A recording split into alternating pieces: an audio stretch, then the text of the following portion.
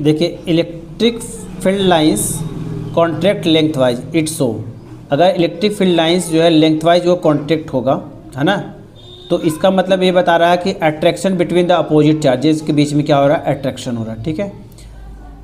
What is the SI unit of the electric flux, तो Newton पर coulomb, Newton metre square पर coulomb, ये इसका राइट आंसर हो जाएगा। ये इंपॉर्टेंट है, एमसीक्यू बता दे रहे, बहुत इंपॉर्टेंट है। विच quantity is a vector quantity among the followings, electric flux नहीं है, इलेक्ट्रिक चार्ज नहीं है, इलेक्ट्रिक पोटेंशियल, ये सब स्केलर है, सिर्फ इलेक्ट्रिक फील्ड जो है वो वेक्टर है।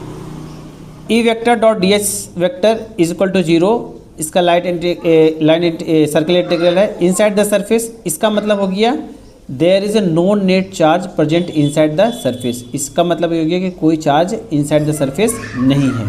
ठीक है।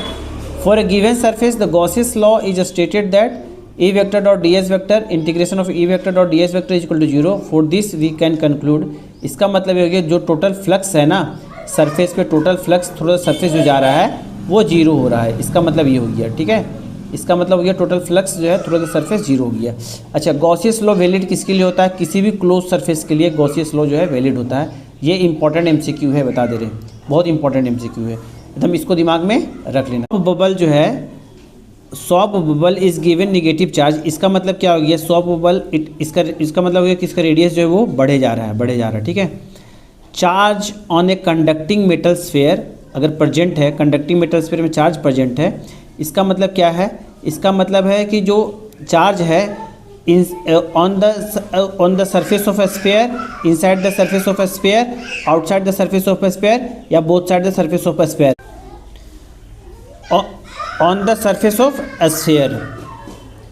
According to Gauss's law, electric field of an infinitely long straight wire is proportional to, infinitely long straight wire जो है प्रोपोर्शनल है 1/r की, इसका राइट आंसर हो जाएगा डी। तो a spherical cell of radius r has charge plus q units, तो इसमें बताना है कि तो electric field due to the cell at a point inside electric field 0 होगा, और ये वेरीज करेगा 1/r² के आउटसाइड में, जैसे जैसे आउटसाइड जाएंगे तो 1/r² के हिसाब से वो चेंज होते जाएगा। ठीक है।